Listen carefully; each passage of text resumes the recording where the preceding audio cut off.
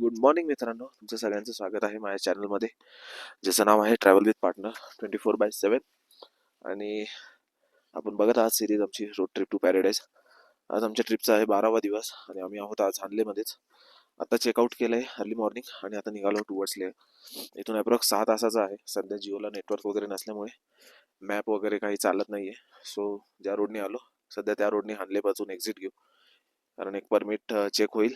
जिथे आमचा नंबर होता काल मी म्हटलं तसं, तिथे आम्हाला आउट टाईम टाकायचा आहे.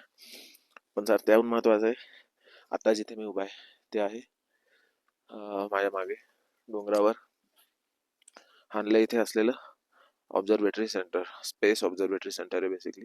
तारे ग्रह यांच्यामध्ये होणारे बदल याचं निरीक्षणासाठी हे बनवलेलं आहे. आता टायमिंग लवकर असल्यामुळे ते बंद आहे आणि काल उमलिंगला गेल्यामुळे संध्याकाळी यायला उशीर झाला, त्यामुळे जाता नाही आलं. सो नेटवर जी काय माहिती असेल ती बघून मी अपलोड करेल आणि काही फोटो सुद्धा अपलोड करेल. आता इथे गेट लावलेलं आहे त्यामुळे वरती जाता येणार नाही. आम्हाला असं वाटलं होतं की ऍटलीस्ट जवळ जाता येईल, थोडं फोटो वगैरे काढता येईल, पण त्यांनी इथेच गेट लावलंय, बंद आहे. तो आता जाऊया लेहला परत. तिकडे त्या साईडला मागे पण काहीतरी गाव आहे. सो खूप थंडी होती रात्री, प्रॉपर झोप नाही झाली. प्लॅन होता की इथे 9 वाजता जेव्हा पण उघडेल तेव्हा जायचं, पण झोप नाही झाली. परत रात्री लेह पोहोचायला अंधार होईल आणि नाईट ड्राईव्ह नाही करायचं, म्हणून आम्ही लवकर निघतोय. तर चला, विदाउट वेस्टिंग टाइम निघूया टुवर्ड्स लेह. बाय.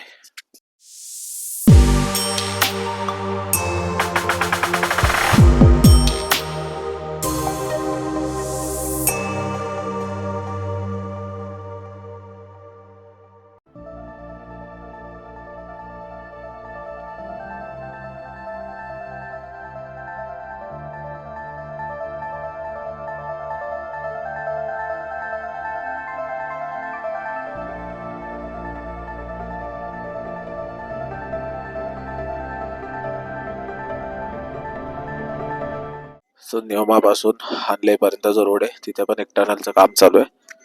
कुठून निघाली आणि म्हणजे इथून दुसऱ्या साईडला कुठे निघेल त्याचा अंदाजा नाही, पण इथे पण काम चालू आहे. सो लवकरच याची पण कनेक्टिव्हिटी चांगली होणार आहे. चला जाऊया आपण आता टुवर्ड्स लेह. इथे आपला एक्झिट पॉईंट होता, चेक पॉईंटवर आपली एक्झिट एंट्री करून घेतली आपण, जी मॅन्डेटरी असते. आता आमच्या नियमामध्ये आपल्याला नेटवर्क येईल, तर मॅपवर पण एकदा चेक करू कुठला रूट आहे, काय कसा आहे, आणि पासेस लागणार आहे का जरा लोकलमध्ये पण विचारू. चला बाय. आता आलोय आम्ही नियमामध्ये आणि इथून लेह दाखवत आहे 182 किलोमीटर्स. मॅप नेटवर्क आलं इकडे जिओला, त्यामुळे मॅपवर टाकलं तर मॅप इथून बॅक साईडला जायला सांगतो आणि चुशूलवरनं रोड दाखवतोय. पण लोकलमध्ये विचारल्यावर त्यांनी सांगितलं की चुशूलवरनं जाऊ नका, रस्ता खराब आहे आणि टाइम जास्त जाईल. त्याच्यापेक्षा इकडनं गेले न्योमाच्या पुढे माहे आणि पुढे जो रोड जातो तसा.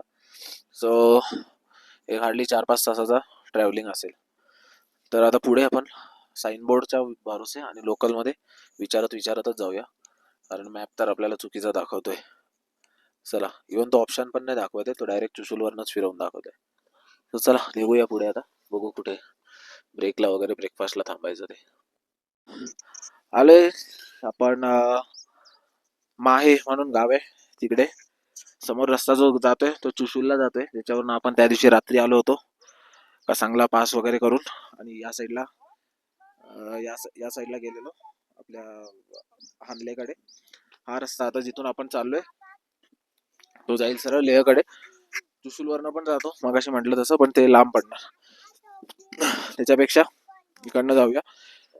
विचारायला लवकर कोण माणसं भेटत नाही, गावं पण रिकामी असल्यासारखी आहेत, म्हणजे कुठला आवाज पण नाही, कोण गाणी पण वाजवत नाही, काहीच नाही असं. चला बघूया कसा प्रवास होतो पुढे. माइलस्टोन आणि जे काय साईन बोर्ड्स आहे त्याच्या भरोशावर आपल्यालाच जायचं लेहपर्यंत. चला भेटूया. सो माहे क्रॉस केल्यावर एक चेकपोस्ट आला होता डिस्ट्रिक्ट पोलीसचा. त्यांनी फक्त गाडीची एंट्री करून घेतली, गाडीत किती जण आहेत ते, बाकी काही डॉक्युमेंटेशन तर विचारले नाही. आणि थोडंसं इन्क्वायरी केली त्यांना, तर 157 किलोमीटर आहे, 3 तास लागतील. आणि बेस्ट पार्ट म्हणजे ते बोललेत की कुठला पास नाही लागणार या रूटला. चला तसं झालं तर बरंच आहे, म्हणजे आपल्याला लेहमध्ये 2 दिवस स्टे करायची गरज नाही लागणार जर आपण आता 3 तासात पोहोचलो तर. आता वाजतायत 9:15, 12:15 किंवा मॅक्झिमम 1:15 मध्ये एखादा ब्रेक होईल ब्रेकफास्टचा. चला, रस्ता एकदम चांगला आहे. भेटू नंतर.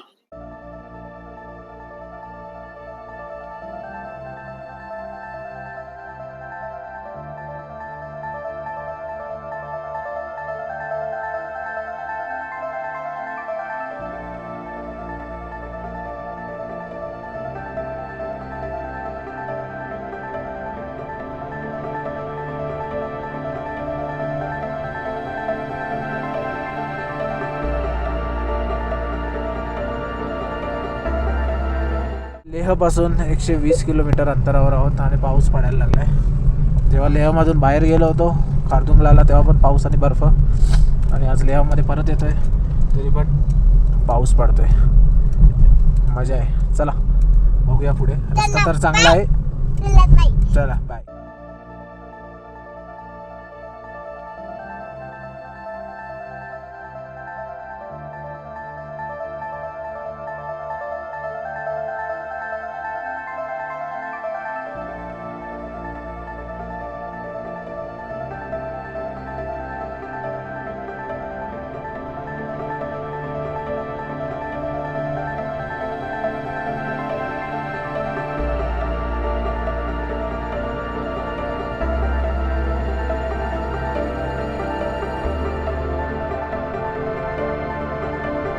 आपण पोहोचलो आहे उपशीला. जेव्हा मनालीवरून आलो होतो 12लाच्या पास वगैरे सगळं करून, तेव्हा याच सर्कलवर आलो होतो आणि इथून सरळ आपण लेहला गेलो होतो आणि पुढे पँगॉन्ग वगैरे तिकडे तसं गेलो होतो. तो आपण पूर्ण एक सर्किट करून आलो असं ग्राउंड, आणि परत याच सर्कलला आलेलो. आता इथून 42, 425 मनाली, सरचू 202 आहे, चांगला 51 आहे, आणि लेह 49, कारगिल 273. सो मनाली आणि मनाली साईडचे सगळे रस्ते तेवढे चांगले नाही, तांगलांगला वगैरे जे आम्ही आलो, त्यामुळे आता आम्ही चाललोय लेह. त्यामुळे चाललोय लेहवरनं कारगिल, श्रीनगर करत तसं मुंबईला रिटर्न जाणार आहोत. चला भेटूया इथे, काहीतरी ब्रेकफास्ट करता येईल का बघू आणि मग निघू आपण. चलो बाय. सो आपण थांबले उपशीला ब्रेकफास्टसाठी. स्पंदनचा पण नाश्ता बनवायचा होता. 11 वाजूनच गेलेत. चटरपटर खातो एक फुल फ्लेज नाश्ता होईल. आणि आपण पण इथे आलू पराठा वगैरे ऑर्डर केलाय. हा काय लॅडोल रेस्टॉरंट म्हणून एक आहे उपशी नाक्यावरच, सर्कलवरच आहे. नाका, आपली सवय नाका बोलायची, तर इथेच आहे. आलू पराठा घेतलाय आणि चहा वगैरे घेऊ आणि त्यानंतर निघू लेहकडे. वातावरण थंड आहे इथे, हवा पण सुटली. आता लेहमध्ये पाऊस पण पडेल. चला बघू काय ते. सो नमस्कार सगळ्यांना. आम्ही पोहोचलो आहोत लेहमध्ये. सकाळी 7 वाजता हानलेवर निघालेलो आणि आता आलोय लेहमध्ये. हॅलो. तर साधारण 7 ते 1.5 अंदाज लावू शकतात किती तास लागले. याच्यामध्ये एक याच्यामध्ये ब्रेकफास्टसाठीचा एक ब्रेक होता, तो पण अर्धा पाऊण तासाचा होता समथिंग, जो उपशीला घेतला आपण. आणि आता आलोय पॉल गेस्ट हाऊसमध्ये. इथे मी 2017 साली देखील जेव्हा आलेलो फर्स्ट टाइम लिहायला तेव्हा राहिलो होतो. जागा आणि प्रॉपर्टी मस्त आहे. नाव गेस्ट हाऊस आहे म्हणून मिसअंडरस्टँड करू नका. 1300 रुपये 1500 रुपयाला रूम होतं. बार्गेन करून 1300 मध्ये फर्स्ट फ्लोअरला मिळाले. ग्राउंड फ्लोअरला 100-1 रुपये अजून कमी होतात. पण लहान मुलगा असल्यामुळे त्याने सजेस्ट केलं वरती राहा, ग्राउंडला थोडंसं थंडी जास्त होते, फ्लोअर वगैरे जास्त थंड पडतो. आणि असं पण आपल्याला जुगाडू गोष्टी करायच्या असतात तर फर्स्ट फ्लोअरच बरा आहे. तो एक्झॅक्ट मॉल लेअरचं जे मेन मार्केट आहे त्याच्या बॅक साईडला, त्याच्या जवळच आहे एक्झॅक्ट. आणि म्हणजे चालत तुम्ही मॉल त्याच्या मार्केटमध्ये जाऊ शकता. सो आता प्लॅन असा आहे की आता रेस्ट करायचं थोडं 2 ते 4, आणि नंतर जे वॉर मेमोरियल आहे लेहमधलं ते बघायला जायचं. आणि आणि आणि आणि संध्याकाळी शॉपिंग करायची मेन, आणि मग उद्या इथून श्रीनगरसाठी निघायचं. तर आता हॉटेलवाला बोलला होता की तुम्ही डायरेक्ट पण श्रीनगर जाऊ शकतात. 8-9 तासाचा जर्नी आहे. तर सकाळी लवकर निघालात तर लवकर तुम्ही पोहोचतात. बघू गुगल मॅप पण एकदा काय दाखवतोय आणि कसं आहे. नाहीतर मग लास्ट टाइम जेव्हा आलो होतो तेव्हा तर आम्ही कारगिलमध्ये हॉल्ट केला होता. ठीक आहे, बघू आता. टाईमची गोष्ट आहे, रस्त्यांची कंडिशन बदलतात, सगळ्या बऱ्याच गोष्टी मॅटर करतात. तर चला जाऊ आता वरती रूम मध्ये, तुम्हाला दाखवतो रूम कसे. चला बाय. समोर दिसतंय तो आहे मॉल रोड, जायचा रस्ता. जी बाईक गेली हे आहे पॉल गेस्ट हाऊस. हा एंट्रन्स आहे आणि आतमध्ये गेल्यावरच पार्किंग आहे. ढग भरलेत, पाऊस पडणार आहे वाटतं संध्याकाळी, किंवा बर्फ तर नाही पडत इथे या मौसम या सीझनला. हा पार्किंग लॉट आहे, छोटासा गार्डन आहे. पूर्वी पण असंच होतं, आता पण असंच आहे. इथे गाड्या 3 लागल्यात, अजून गाड्या इथे लागू शकतील. थोडासा कंजेस्टेड होईल पण ठीक आहे. ही आपली गाडी चिखलात माखलेली, धुळीत माखलेली ॲक्च्युली.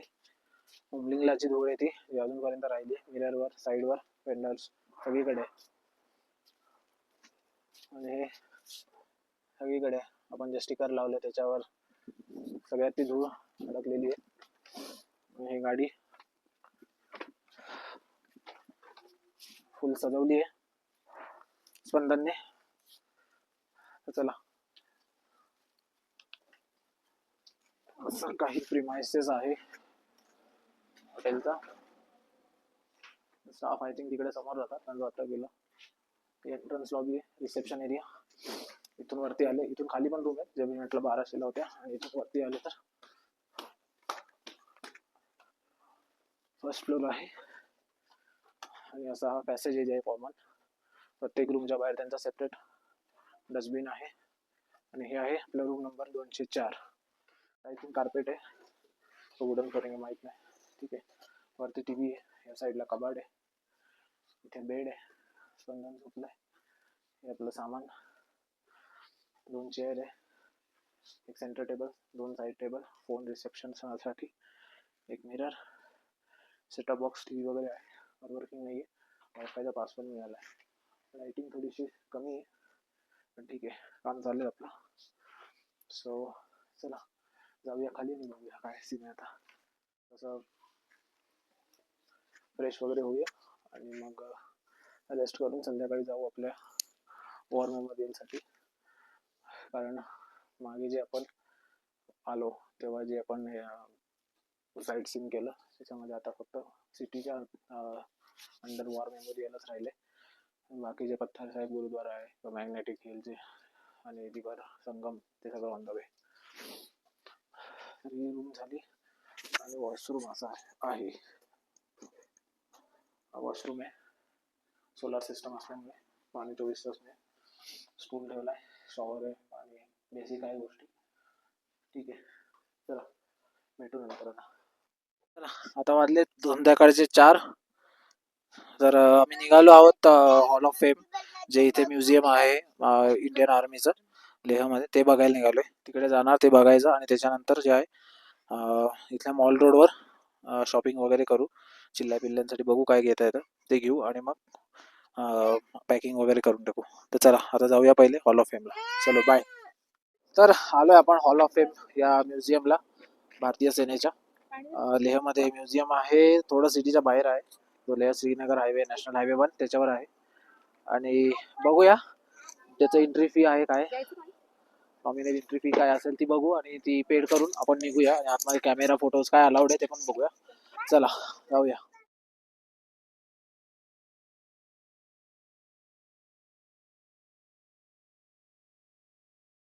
फर्स्ट सेक्शन मध्ये हिस्ट्री ऑफ लडाख.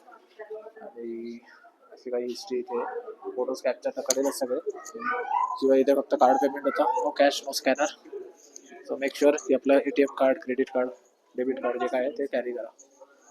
सो चला पहिलं सेक्शन बघूया, हिस्ट्री ऑफ लडाख.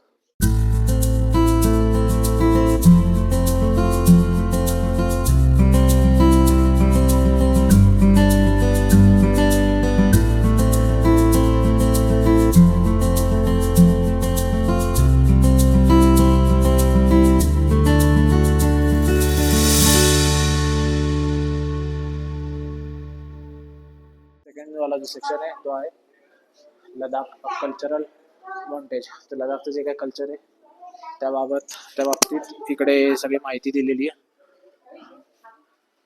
कुठल्या प्रकारची वेगवेगळी झाडं, फुलं, पक्षी, प्राणी जे इकडे बघायला मिळतात त्या सगळ्यांची माहिती आहे. रूलर्स ऑफ लडाख, कोणी कोणी लडाखवर राज्य केले त्याबद्दल सुद्धा माहिती आहे. आणि वेस्ट लडाख वॉरियर आणि ईस्ट लडाख यामध्ये कसे कपड्यांचं पहिले पोशाख घातला जायचा त्याची माहिती आहे. चला फटाफट फोटो पण क्लिक करूया.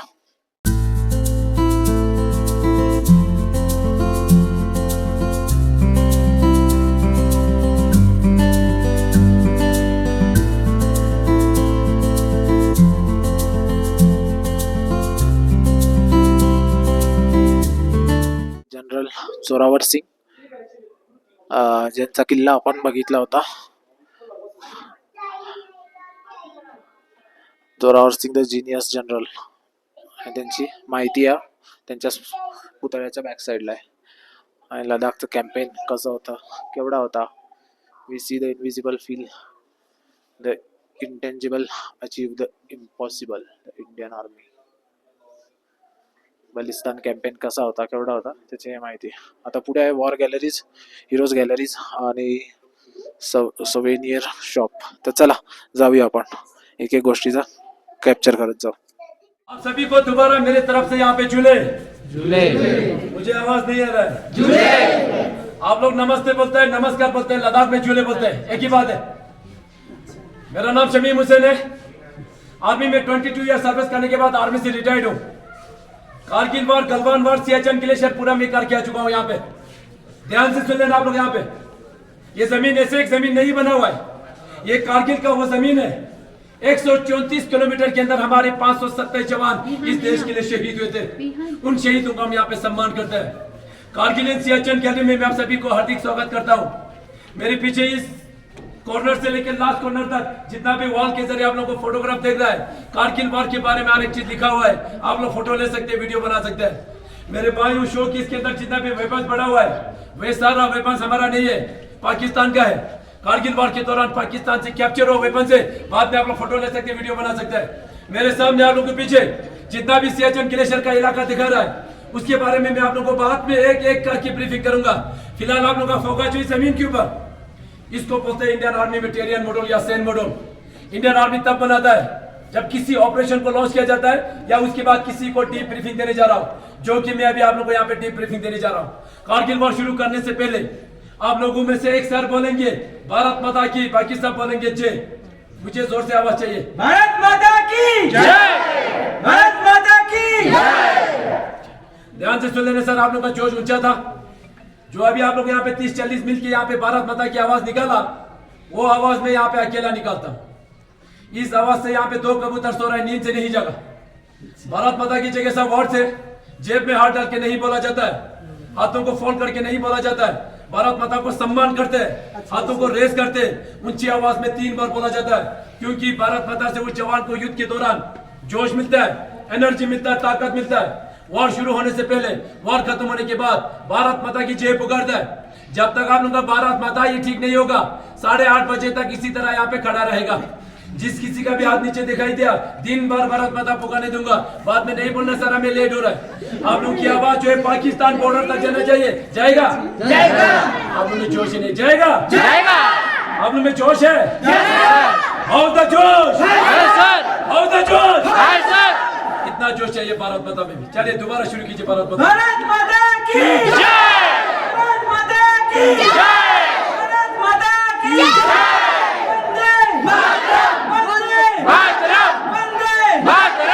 Thank you sir. जय हिंद. जय हिंद. भारत माता की जय. हमेशा इस तरह जोश के साथ, सम्मान के साथ बोला जाता है. अभी आप लोगों को मैं यहाँ पे कारगिल वार के बारे में ब्रीफिंग करने जा रहा हूँ. आप लोग ध्यान से सुन लेना. सबसे पहले इस टेरियन मॉडल के अंदर जितना भी रेड लाइन में आप लोग को दिखा रहा है, ये रोड से, कोई कच्चे रोड, कोई पक्के रोड. इसके अंदर जितना भी ब्लू लाइन में आप लोग को दिखा रहा है, ये रिवर से, कोई छोटे रिवर, कोई बड़े रिवर. के अंदर जितना भी ब्लू लाइन में आप लोग को दिखा रहा है, ये रिवर से, कोई छोटे रिवर, कोई बड़े रिवर. चाइनीज से 2 बड़े रिवर इंडिया की ओर आ रहा है. एक है इंडस रिवर और दूसरा है शिंगू रिवर. उसके बाद पाकिस्तान से इंडिया की ओर रिवर आ रहा है जिसका नाम है शिकारा रिवर, आपके सामने. ठीक. उसके बाद इस मॉडल के अंदर कुछ रेड लेटर में कुछ गांवों का नाम लिखा हुआ रेड लेटर में, जैसे कि बुतारी, गोन, मटियाल, बिजोदन, मरोल. ये पीओके का कुछ गांव है जो कि अभी भी उसके अंदर मौजूद है. पीओके, पीओके क्या होता है? पाकिस्तान ऑक्यूपाइड कश्मीर, जो कि पाकिस्तान वाले बोलते हैं आजाद कश्मीर. उसके बाद जितना भी मेरा इंडिकेट कर रहा है, ये एलओसी है. एलओसी क्या होता है? Line of control. Line of control. ध्यान से सुन लेना. ये जो कारगिल वॉर कैसे हुआ, क्यों हुआ? कारगिल वॉर नहीं होना था, कारगिल वॉर धोखे से हुआ. पाकिस्तान ने हमारे साथ बहुत धोखा किया था, इसीलिए जो कारगिल वॉर 1999 में पाकिस्तान के साथ हुआ. 1999 से पहले इंडियन आर्मी और पाकिस्तान के बीच में एक एग्रीमेंट के ऊपर साइन किया गया था कि विंटर्स के टाइम पे दोनों मुल्क उस हाइट के ऊपर नहीं बैठेंगे जहां पे ज्यादा बर्फ होता है। ना तो इंडियन आर्मी ना तो पाकिस्तान के रेंजर्स, उनको रेंजर्स बुलाया जाता है। क्या बुलाया जाता है? इंडियन आर्मी एग्रीमेंट के हिसाब से नीचे डाउन हुआ, मगर पाकिस्तान ने ऐसा नहीं किया। पाकिस्तान धीरे धीरे अंदर आना शुरू हो गया और हमारा कुछ पोस्ट धोखे से चोरी छुपाते ऑक्यूपाई किया। वो कौन सा पोस्ट है आप लोग जमीन के अंदर देख लेना। सबसे पहले द्रास के अंदर तोलोलिंग 5140, टाइगर हिल 4875, उसके बाद कारगिल 5608, कक्सर इन मजदास, लास्ट में आता है बटाली के अंदर जुबाराइट, मुंटू डालू, खलुबार पोस्ट एंड यलदौर। ये पूरे का पूरा जमीन आप लोगों को यहाँ पे देखने में छोटा दिखाई देगा, मगर द्रास से लेके बटाली तक अबाउट 134 किलोमीटर जमीन उन्होंने धोखे से चोरी छुपाते ऑक्यूपाई किया था। उस दौरान इंडियन आर्मी एग्रीमेंट के हिसाब से नीचे डाउन हुए थे। पाकिस्तान ने जितना भी जगह जमीन पर ऑक्यूपाई कर लिया। अब थी इंडियन आर्मी की बारी, उसको कैसे रिकैप्चर करना है ध्यान से सुन लेना। बटाली के अंदर इंडियन आर्मी को कैसे पता चला कि हमारा पोस्ट ऑक्यूपाई हो चुका है। बटाली के अंदर एक पोस्ट है जिसका नाम है मुंटू डालू। क्या लिखा हुआ है? मुंटू डालू। आवाज नहीं आ रहा? मुंटू डालू। मुंटू डालू 5068 के ऊपर एक चढ़वा आता है, पेट पकड़ी चलाने वाला लद्दाखी सिविलियन जिसका नाम था टाशी नमग्याल। क्या था? टाशी नमग्याल। टाशी नमग्याल मुंटू डालू इलाके के अंदर हर हमेशा पेट पकड़ी ऊपर नीचे करते रहते थे। एक दिन मुंटू डालू इलाके के अंदर उसने वहां पे कुछ हरकत को देखा, वहां पे कुछ लोग हरकत कर रहे थे। पहले उसने देखा कि ये इंडियन आर्मी की पाकिस्तान आर्मी है। वहां पे उसने देखा लंबे चौड़े पठानी सूट में 8 से 10 लोग पत्थर से बंकर बना रहा था। उनको कंफर्म हुआ कि इंडियन आर्मी नहीं है, पाकिस्तान आर्मी है। इसीलिए फटाफट बटालिक बेस में आके इंडियन आर्मी को इंफॉर्मेशन दिया जाता है, सर मुंटू डालू इलाके के अंदर कुछ हरकत हो रहा है, आप लोग देख लेना बोल के। इंडियन आर्मी फटाफट एक्टिवेट हो जाता है और यहाँ पे एक पेट्रोलिंग किया जाता है। उस पेट्रोलिंग कमांडर का नाम था कैप्टन सौरभ कालिया। क्या था? कैप्टन सौरभ कालिया की 10 जवान इंडियन आर्मी द्वारा यहाँ से पेट्रोलिंग के लिए भेजा गया। भेजा तो जाता है, वहां से एक भी जवान वापस नहीं आया, पूरे का पूरा वहां पे शहीद हो गया। इसीलिए फटाफट इंडियन एयरफोर्स द्वारा यहाँ पे ऑपरेशन लॉन्च किया जाता है। उस ऑपरेशन का नाम था ऑपरेशन सफेद सागर। ऑपरेशन सफेद सागर इसलिए नाम दिया गया क्योंकि ज्यादा हाइट होने की वजह से इंडियन आर्मी और इंडियन एयरफोर्स दोनों मिलकर उस ऑपरेशन को सक्सेसफुल बनाया। ऑपरेशन तो सक्सेसफुल हो गया, मगर खालूबर 4812 के ऊपर हमारी 111 गोरखा राइफल का कैप्टन मनोज कुमार पांडे बहादुरी के साथ ईमानदारी के साथ लड़ते लड़ते वहां पे वो शहीद हो गया। उनकी वीरता को देख के, उनकी बहादुरी को देख के भारत सरकार द्वारा उनको सबसे पहले परमवीर चक्र से सम्मानित किया गया। नेक्स्ट आता है द्रास के अंदर तोलोलिंग। क्या लिखा हुआ है? तोलोलिंग। ये जो तोलोलिंग में था हमारे लिए बहुत ही जरूरी था। क्यों जरूरी था? क्योंकि श्रीनगर से आते समय ये जो रेड लाइन आ रहा है, द्रास होते हुए कारगिल, कारगिल से रेड लाइन आ रहा है लेह लद्दाख तक, ये हमारा NH1 है, नेशनल हाईवे। तोलोलिंग के नीचे से आ रहा है, इसीलिए ये पाकिस्तान की निगरानी में था। अगर आज हम सबसे पहले तोलोलिंग को रिकैप्चर नहीं करते तो आज यहाँ पे कौन होते? पाकिस्तानी। ऐसा होने देते नहीं, ऐसा होने देते नहीं। ऐसा ना हो, तोलोलिंग को रिकैप्चर करने के लिए कैप्टन विजय थापर को टास्क दिया। कैप्टन विजय थापर बहादुरी के साथ, ईमानदारी के साथ तोलोलिंग को रिकैप्चर करने के बाद 22 की एज में यहाँ पे शहीद हो गया। जिसका द लास्ट पोस्ट आप यहाँ पे जरूर पढ़िए। द लास्ट पोस्ट करके आप लोगों को प्राउड फील होगा, फख्र महसूस होगा। शहीद होने से 2 दिन पहले अपने पिताजी के नाम खत लिख के वो शहीद हुए। बाद में आप लोग फोटो लेके आप लोग पढ़ सकते हैं। उसके बाद पॉइंट 5143 को रिकैप्चर करने के लिए कैप्टन विक्रम बत्रा को टास्क दिया। आप सभी को पता होगा कैप्टन विक्रम बत्रा का दूसरा नाम भी है शेरशाह। के लिए आवाज बहुत कम होता है। कैप्टन विक्रम बत्रा का दूसरा नाम क्या था?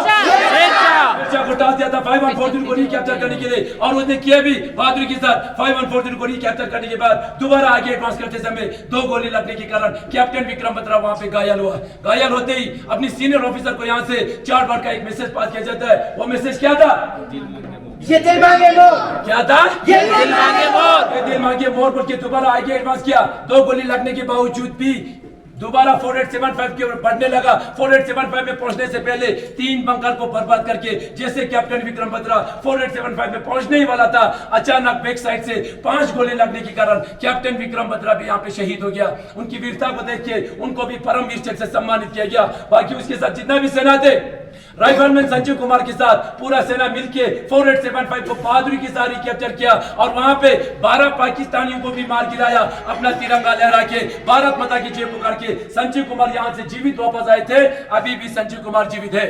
लास्ट में था टाइगर हिल। ज्यादा डोमिनेटेड होने के कारण इंडियन आर्मी को कम से कम 1 महीने का समय लग गया। टाइगर हिल को रिकैप्चर करने के लिए 18 ग्रेनेडियर को टास्क दिया था। अब उन्होंने नाम सुना होगा, ग्रेनेडियर योगेंद्र सिंह। जी सर। कनेडियन योगिंदर सिंह के साथ जितना भी सेना थे, टाइगर हिल को 1 महीने के अंदर पूरे का पूरा रिकैप्चर तो कर लिया, मगर योगिंदर सिंह को टाइगर हिल के ऊपर पहुंचते पहुंचते कम से कम 17 गोली लग गया वहां पे। 17 गोली लगने के बावजूद भी रेंगते जाके इस टाइगर हिल के ऊपर अपना तिरंगा लहरा दिया, भारत माता की जय पुकार के। योगिंदर सिंह 17 गोली लगने के बाद वहां से जीवित वापस आए थे, अभी भी जीवित है। बाद में थे कारगिल 568 कक्सार मजदाद, ये भी पाकिस्तान ने ऑक्यूपाई करके रखा था। इंडियन नेवी द्वारा लास्ट में यहाँ पे ऑपरेशन लॉन्च किया गया, उस ऑपरेशन का नाम था ऑपरेशन तलवार। ये जो कारगिल वॉर 1999 एक्चुअल में शुरू हुआ था बटालिक से 2 मई को, और कारगिल में आके 26 जुलाई को ये वार खत्म हो गया। कम से कम इंडियन आर्मी को 3 महीने का समय लग गया। पाकिस्तान ने जितना भी जगह जमीन पोस्ट ऑक्यूपाई करके रखा था, इंडियन आर्मी ने 3 महीने के अंदर पूरे का पूरा रिकैप्चर किया। पाकिस्तान को यहां से एक भी टुकड़ा लेके जाने नहीं दिया। इसीलिए हर साल 26 जुलाई को कारगिल विजय दिवस मनाते हैं। और इस दौरान इस देश की सुरक्षा करते करते उन माओं का 3 महीने के अंदर 527 जवान इस देश के लिए शहीद हुए और 1100 से ज्यादा यहाँ पे घायल हुए। थैंक यू, जय Hind. Thank you sir, thank you ma'am. आप सभी को मैंने यहाँ पे कारगिल वार का ब्रीफिंग किया, आप लोगों को थोड़ा बहुत समझ में आ रहा है? जी सर। मैंने अभी आप लोगों को यहाँ पे 3 मिनट के अंदर कारगिल वार ब्रीफिंग किया, जो कि बहुत कम होता है। 3 महीने को 3 मिनट के अंदर बोलना बहुत कम होता है। मैं आप लोगों को यहाँ पे फोर्स नहीं कर रहा हूँ, मैं आप लोगों को यहाँ पे जबरदस्ती नहीं कर रहा हूँ कि भारत माता को जोर से बोलिए, भारत माता को ऊंची आवाज में बोलिए। मैं आप सभी से विनती करता हूँ, इस भारत माता को हमेशा ऊंचा रखिए। हम लोग ही बोलेंगे, पाकिस्तान आके यहाँ पे नहीं बोलेगा, चाइनीज आके यहाँ पे नहीं बोलेगा। हम अपने इन वीर शहीदों को यहाँ पे भारत माता के साथ याद किया जाता है। बाहर वार मेमोरियल है, उस वार मेमोरियल के अंदर उनको वेपन के साथ सलामी दिया जाता है, उनको अमर जवान ज्योति जला के रखा हुआ है, उनको रीत चढ़ाता है। यहाँ पे हम लोग भारत माता के साथ याद किया जाता है। अभी अभी आप लोगों ने नाम सुना, यहाँ पे कैप्टन सौरभ कालिया 10 जवान के साथ इंडियन आर्मी द्वारा पेट्रोलिंग के लिए भेजा तो गया, एक भी जवान वापस नहीं आया। सभी जवानों को पाकिस्तान ने जिंदा बंदी बना के ले लिया पाकिस्तान के अंदर, और उन जवानों के साथ वो वाला हरकत किया जो हम कभी सोच में नहीं सकता। 9 जवानों को 3 दिन के अंदर गोली मार के शहीद नहीं किया गया था, सभी जवानों को काट काट के शहीद किया था पाकिस्तान के अंदर। कैप्टन सौरभ कालिया को 22 दिन जिंदा रखा, 22 दिन टॉर्चर किया। टॉर्चर करते समय उसका बॉडी जो है पूरा सिगरेट के साथ जला हुआ था। उसका 10 दिन के अंदर पूरा 10 नाखून निकाला था, उसका नाखून। उसके बाद उसकी दोनों आंखें भी निकाला हुआ था, उसकी कान में इतना बड़ा रोट लाल करके यहाँ से यहाँ निकाल दिया। उसके बाद उसकी बॉडी को 8 हिस्सा बना के यहाँ पे भेजा जाता है। उन शहीदों को हम यहाँ पे याद करते हैं। अभी आप लोगों ने नाम सुना यहाँ पे कैप्टन विजय थपल, 22 साल की उम्र में शहीद होते यहाँ पे। 3 महीना होता उसको फौज के अंदर भर्ती होगी, सिर्फ 3 महीना। फर्स्ट पोस्टिंग जो उसको कारगिल के अंदर युद्ध लड़ने के लिए 1999 में, उसको पता चला इसी युद्ध के दौरान मैं शहीद हो जाऊंगा, इसीलिए उसने अपने पापा के नाम एक लेटर लिखा था। वो लेटर आप लोगों को यहाँ पे दिखाने के लिए रखा हुआ है, द लास्ट पोस्ट करके। लेटर के अंदर क्या लिखा हुआ है, ध्यान से सुन लेना। डियरेस्ट पापा ममा बड़ी एंड ग्रामी, by the time you get this letter, I will be observing you all from the sky, enjoying the hospitality of Apsaras. I have no regrets. In fact, even if I become a human again, I will join the army and fight for my nation. If you can, please come and see where the Indian Army fight for you tomorrow. As far as this unit is concerned, the new chop should be told about this sacrifice. I hope my photo will be kept in the Alpha Kamni Mandir with Karni Mata के साथ उसका photo लगाने के लिए बता रहा है। Whatever organ can be should be taken done. उसका जितना भी organ जो था उसने पहले ही पूरा डोनेट कर दिया था। Contribute some money to orphanage and keep on giving 50 rupees to Roxana per month and meet Yogi Baba. Papa, you should feel proud. Mama, so should you meet. उनकी एक गर्लफ्रेंड भी थे, उससे वो बहुत प्यार करते थे। आई लव हर बोल के लेटर के अंदर लिखा हुआ है, उसका नाम हटाया गया है। मम्मी को बता रहा है अब आखिरी बार जाके उनसे मिलना बोल के। लास्ट में उसने एक अच्छा सेंटेंस लिखा हुआ है, forgive me for everything wrong I did. अब वो 22 साल की उम्र में क्या गलती कर सकता है? 22 साल की उम्र में इस देश के लिए तोलोलिंग को रिकैप्चर करने के बाद वो शहीद हुए। इन शहीदों को हम यहाँ पे सलाम करते हैं। आज के दिन आप सभी लोग यहाँ आने के बाद, हमारे इस हॉल ऑफ फेम में आने के बाद इन वीर शहीदों को याद किया, इनको सम्मान दिया, इनको रेस्पेक्ट किया, उसके लिए मैं आप सभी को दिल से मैं धन्यवाद बोलता हूँ। यहाँ तक मेरा कारगिल का ब्रीफिंग जो है समाप्त हो जाता है। थैंक यू, जय हिंद। जय हिंद।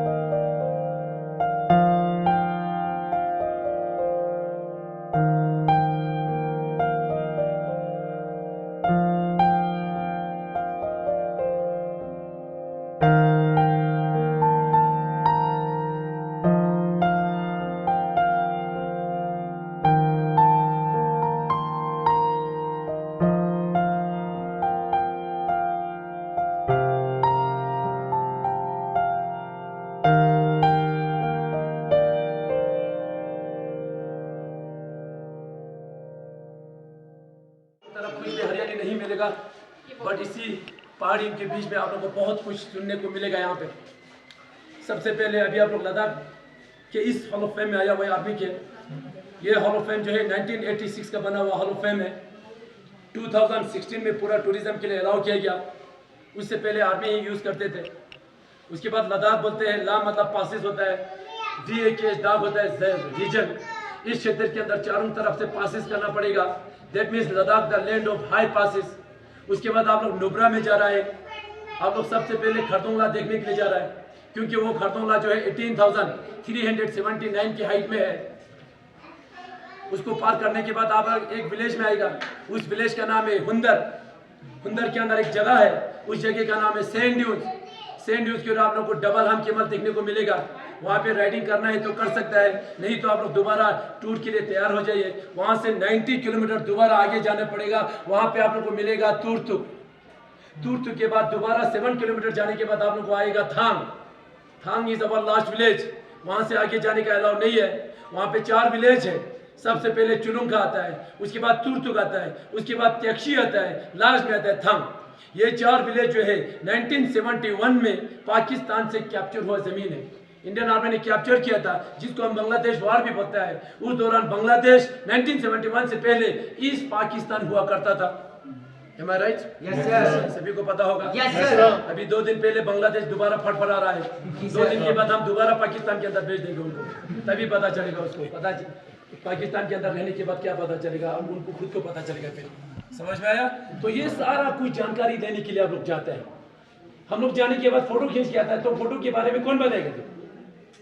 वहां पे जो आप लोग के घर में वो तो नहीं बताएगा, आप लोग ही बताना पड़ेगा, क्योंकि आप लोग विजिट करने के लिए किया हुआ है। तो इसीलिए ध्यान से सुन लेना। उसके बाद आप लोग ले पैलेस देखने के लिए जा रहा है। जाके आया कौन है? कोई हाथ करा कीजिए जो जाके आया। वहां पे देख लीजिए पूरा जाके आया हुआ है। किसने बनाया ले पैलेस को? नामग्याल पापा का भी नाम था। तो ये सारा कुछ जानकारी आप लोगों को पता होना चाहिए। ले पैलेस जो है 17th सेंचुरी का बना हुआ ले पैलेस है। बिल्ड बाय किंग सिंगे नमग्याल का बना हुआ। सिंगे नमग्याल की पापा का नाम जामिया नमग्याल था। जामिया नमग्याल की बीवी का नाम ग्याल खातून। मुस्लिम परिवार से बिलोंग करते हैं। कहां से आए थे ये ग्याल खातून? बल्टिस्तान से आए थे, जिसको अभी हम POK बोलते हैं। अपने पापा लेके आए थे उस बेटी को। पापा का नाम आमिर मीर। उस दौरान लद्दाख के अंदर कोई भी लोग नहीं थे, तो टिबेटन से चारों तरफ से लोग आए थे। जम्मू कश्मीर से लोग आए थे, टिबेटन से लोग आए थे, वहां से लोग आए थे। यहाँ आने के बाद एक बुद्धिस्ट किंग से मिला, जिसका नाम था जामिया नमग्याल। वो मुस्लिम थे और ये बुद्धिस्ट था। आपस में 2 परिवार मिलने के बाद बुद्धिस्ट और मुस्लिम में शादी हुआ था। शादी होने के बाद उनका एक बेटा पैदा हुआ, जिस बेटे का नाम था किंग सिंगे नमग्याल। आधा मुस्लिम आधा बुद्धिस्ट, दोनों धर्म को मानते थे, क्योंकि उनकी मम्मी मुस्लिम थी और पिताजी जो था बुद्धिस्ट था। बहुत साल तक मुस्लिम बुद्धिस्ट करते रहा। बाद में उन्होंने बुद्धिस्ट धर्म को अपना लिया। उसकी बेटे ने इस लद्दाख को फेमस करने के लिए सबसे पहले एक पैलेस बनाया, जिस पैलेस का नाम है आप समझ में आया? उसके बाद लद्दाख बोले तो आप लोग को सिर्फ ले अकेले को लद्दाख नहीं बोलते। कारगिल से लेके द्रास, पेंगोंग, खरदोंगला, नुब्रा सारे जगह को लद्दाख बोलते हैं। इस लद्दाख के अंदर कुल पॉपुलेशन जो है 3,50,000।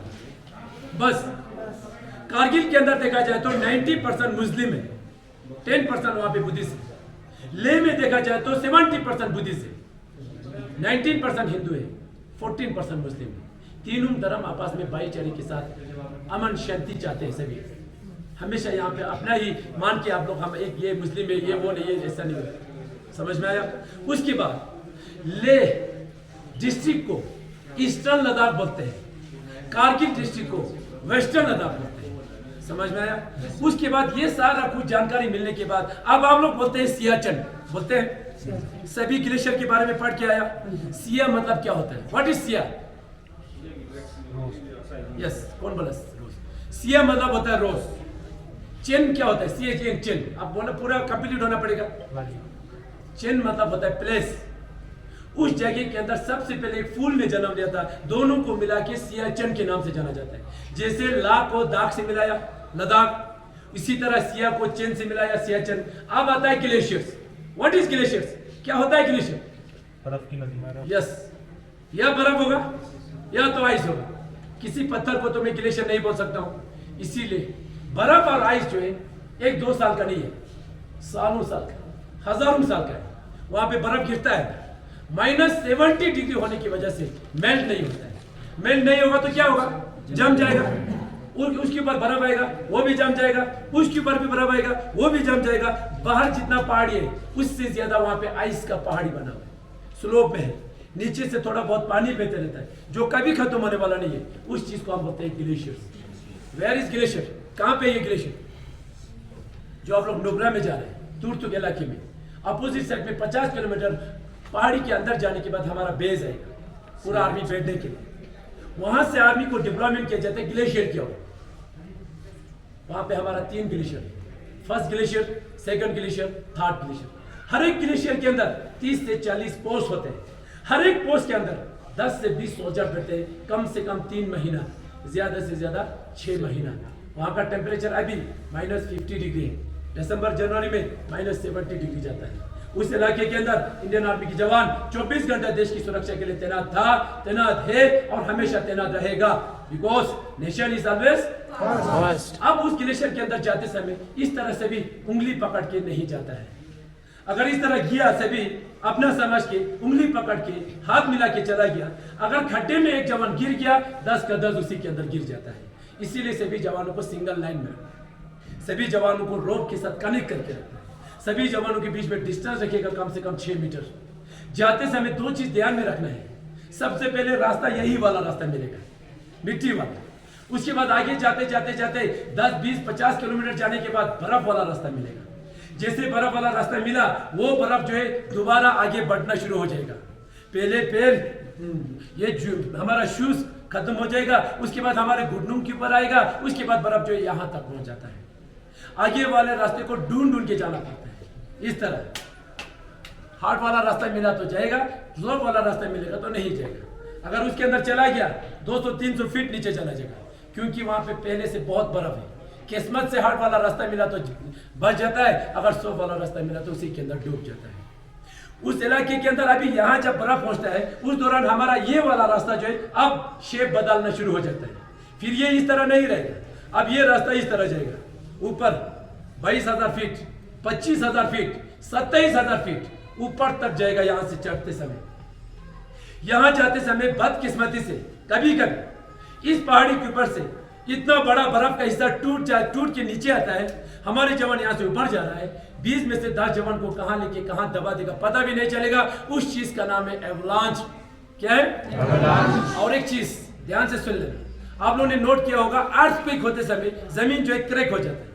सेम उसी तरह हमारा चलने का रास्ता जो है आइस का होता है। ज्यादा ठंड होने की वजह से वो रास्ता जो क्रैक हुआ होता है, कम से कम 30-40 फीट नीचे।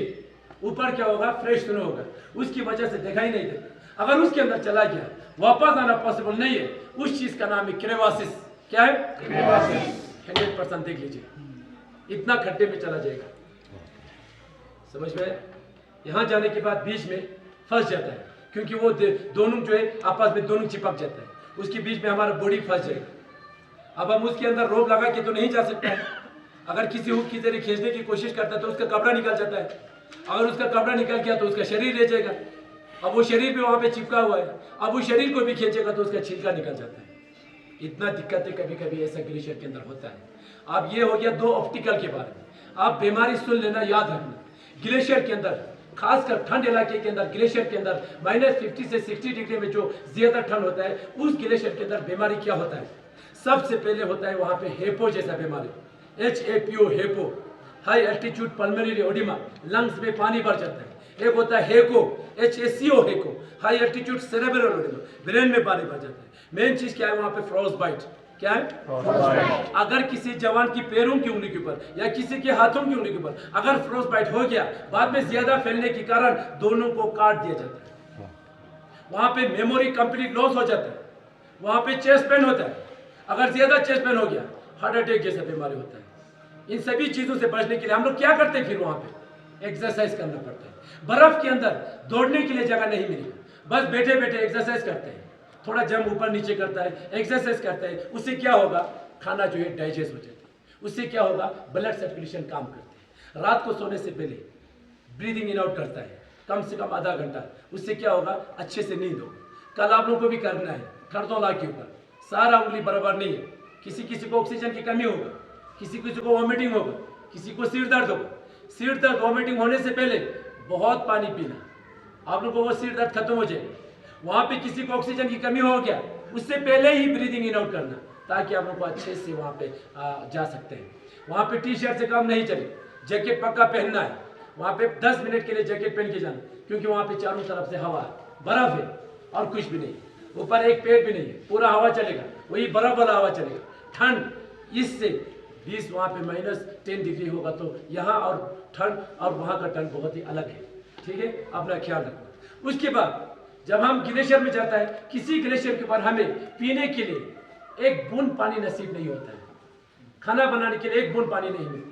किसी ग्लेशियर के ऊपर हमें हेली लैंड करने के लिए जगह नहीं मिलती, हेली ड्रॉप करने के लिए जगह नहीं मिलती। तो हम क्या करेंगे, उसके बारे में आप लोग को आगे सुनना है। चलिए, काय करते ती, कसं करते, कशात टाकायची, चल मग आता पुढे बघ अजून काय काय, कशात टाकायची,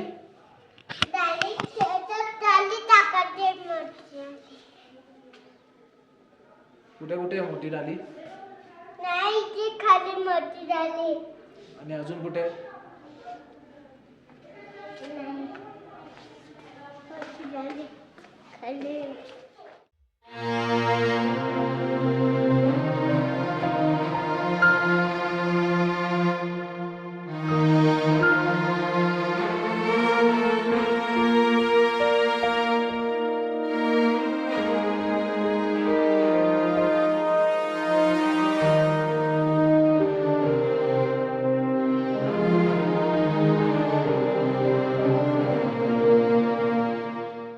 तर बाहेर आलो आम्ही, बाहेर म्हणजे प्रिमायसेसच्या बाहेर नाही पण म्युझियममधनं बाहेर आलो आहे, कारण बऱ्याच गोष्टी बघितल्या, बऱ्याच गोष्टी घाईघाईत बघितल्या, काही फोटो घेतले, काही नाही घेतले. खूप मोठं म्युझियम आहे, माहिती देत आहेत पण खूप वेळ जातो आहे.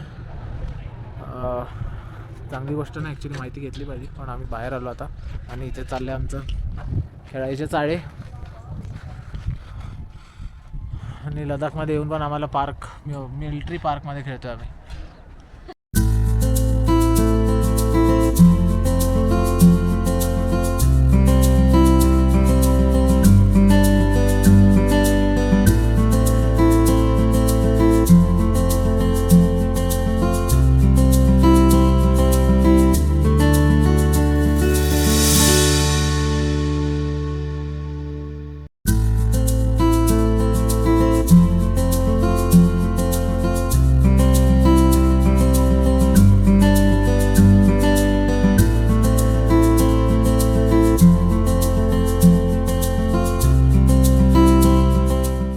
मिलिटरी कॅफे, जिथे आम्ही आता कावा आणि एक फ्रुटी घेतलं आणि आता चाललो आहे परत रूमवर, कारण करायची शॉपिंग.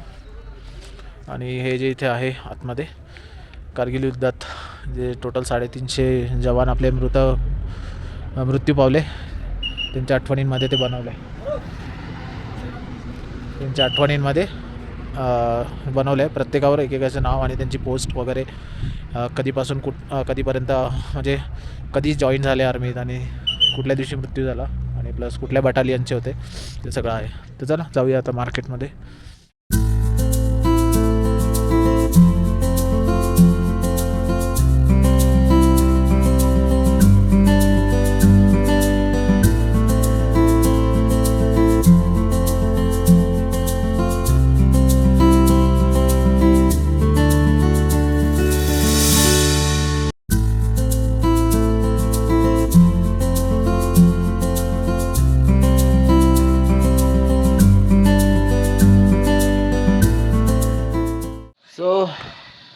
फायनली लडाखमधला आजचा दिवस संपलेला आहे आणि हॉल ऑफ फेम म्युझियम आणि मार्केटमध्ये थोडं शॉपिंग आणि बाहेर जेवण, या 3 गोष्टी करून आम्ही रूमवर आलेलो आहे. आणि स्पंदनचं जेवण बनतं आहे आता. सो चला, आता उद्याचा प्लॅन असा आहे की इथून निघायचं आहे टुवर्ड्स कल्याण. पिकनिक ऑलमोस्ट संपलेली आहे ऑन द वे 2-4 गोष्टी ज्या आहेत त्या बघायच्या आहेत. पत्थर साहेब गुरुद्वारा, नायनटी खील, इंडस रिवर आणि जंस्का रिवरचा संगम आणि कारगिलच्या पुढचा मेमोरियल वगैरे. बाकी असं काही नाही आहे. उद्या बघू. प्लॅन आहे ॲटलिस्ट द्रासपर्यंत तरी पोचायचा. थोडं मोठं सिटी आहे तर चान्सेस आहे तिकडे जरा चांगले होमस्टे वगैरे मिळायचे. बघूया काय होतं आहे उद्याचं. सध्यासाठी आता गुड नाईट आणि काय झोपूया, थोडं रेस्ट करू. आज सकाळी लवकर निघालं होतं. उद्या 8-9 वाजता निघूया. चलो बाय.